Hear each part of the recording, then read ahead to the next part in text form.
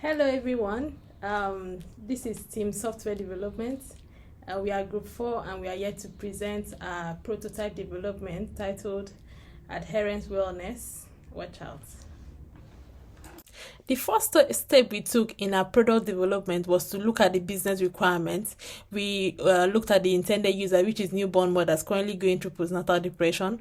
We also looked at the product overview, what the product will look like, and the product is to notify women on taking their medication and also notify them on their scheduled appointment, and also a platform that will allow them to chat with family and friends. We looked at the business scope and vision, and the business scope and vision is to support women currently going through postnatal depression on their treatment process, and also for them to adhere to their medication. This business requirement gathering help us plan our product development and also guide us through the different stages of the project development. For the project budget, we looked at several descriptions such as logistics, internet, rent, electric bill, laptop. That's the tool for the developer. We had Figma, we had MS Project, and then we had Trello. The logistic cost was the cost for transportation between team members, and then the rent cost was for the room that we'll be booking for our meetings. So the methodology we used for the development of our software is the RAD methodology, which is the Rapid Application Development. The reason for the RAD methodology is because it helps you to develop your software within the shortest possible time. The approach is good for the software because of the limited time we have. We use some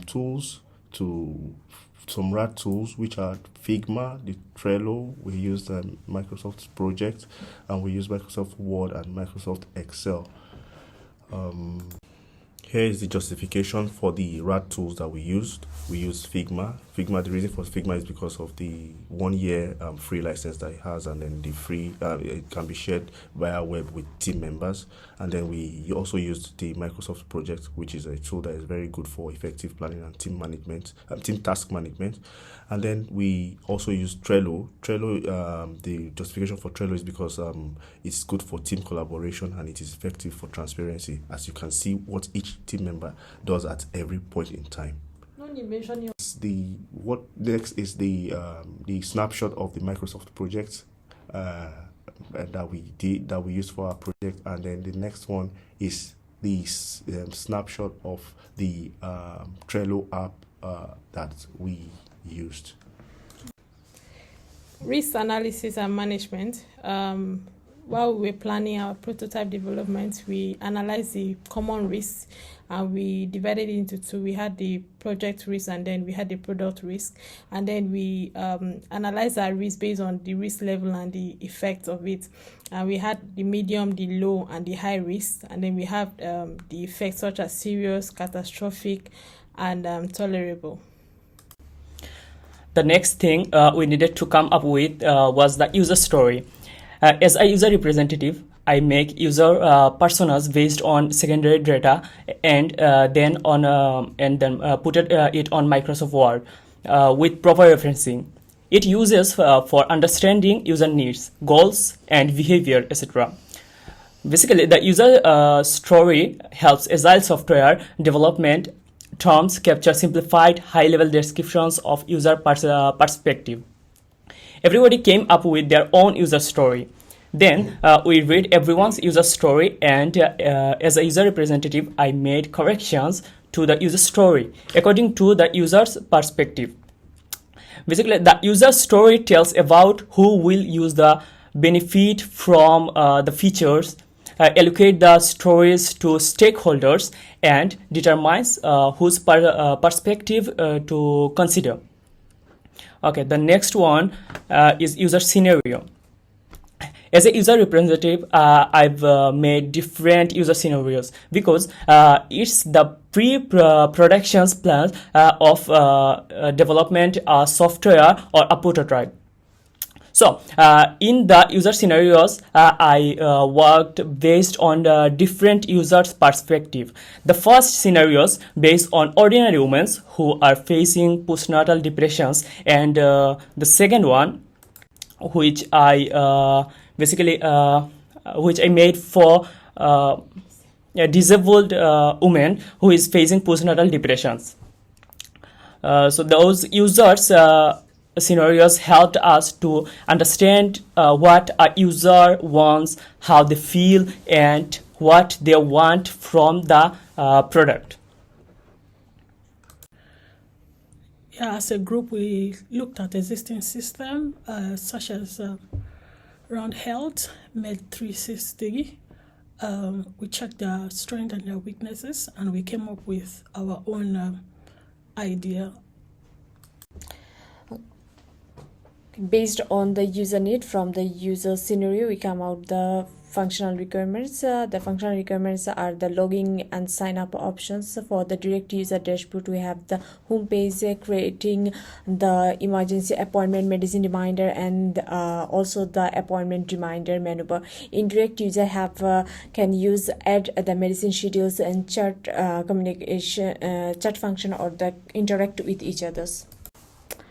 We have some secondary requirements, which is for the people who are disabled, so it can be accessible to them also, is a voice over API. And also you can add the API logging, which is saves the times and also tracking the users informations and prevent user from the unauthorized access.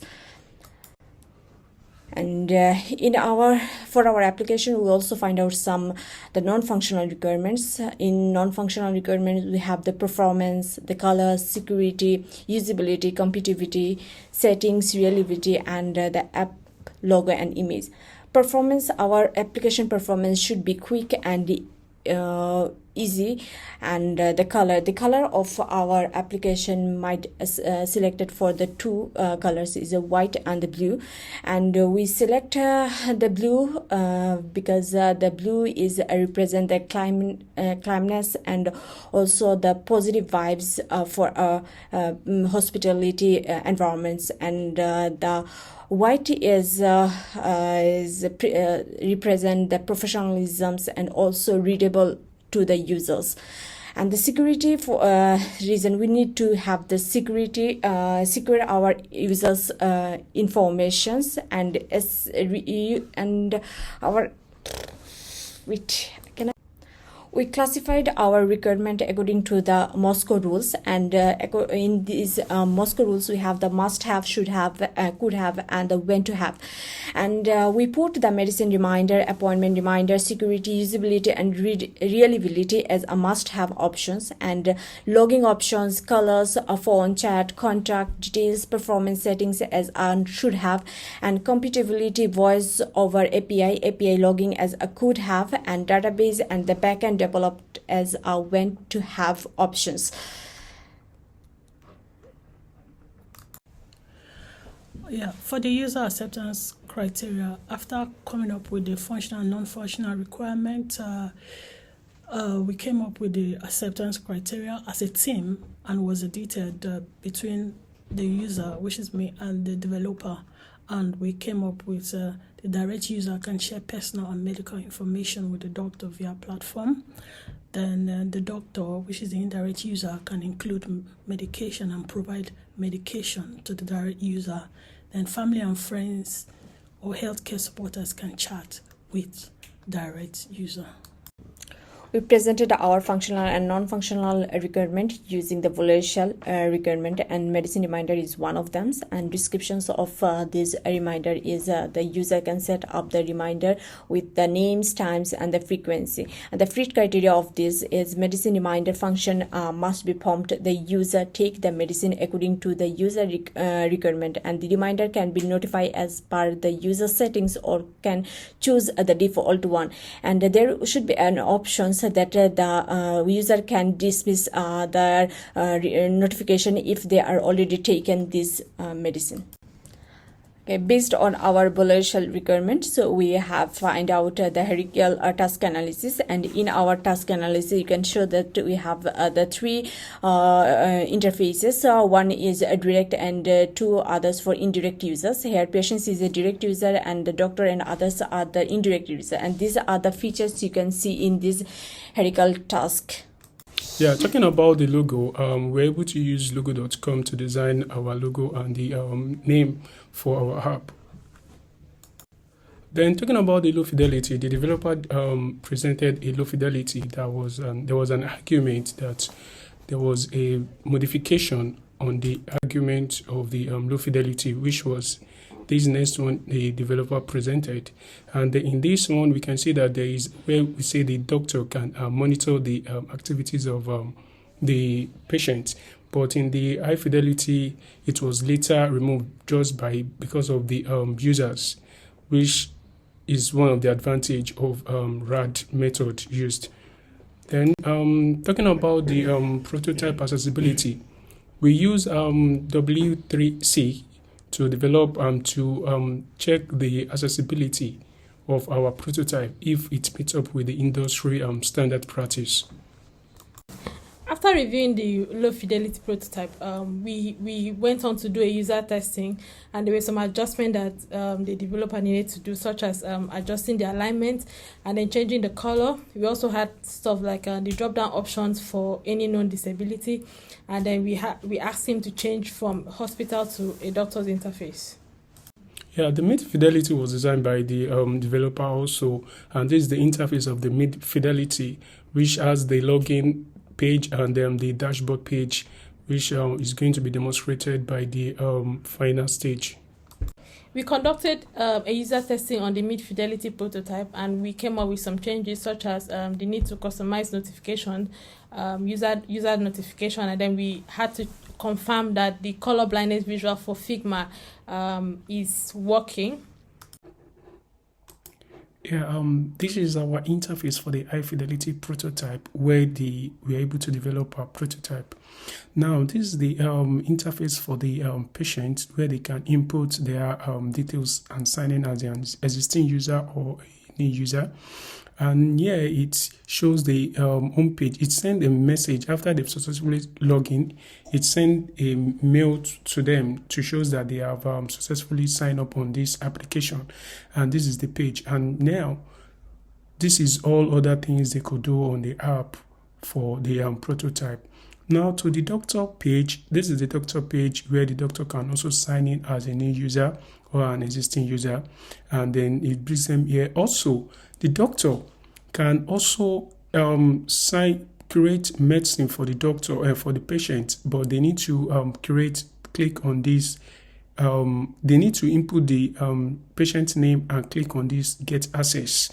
Once they click on this get access, it sends a message to the patient, which shows to let them know that they are requesting for to accept or decline the message from the patient. So once the patient click on the approve button, then it's take it back to the doctor to send a message, which is it at the top there to let the doctor know that he can create the medicine. And this is for the others. The others can only chat with the doctors or the patient. So then for our prototype, these are we're able to connect our prototype, connect each of those frames together for the functioning key. And this is how we're able to do all of this, which makes our work. This is the interface for the final prototype.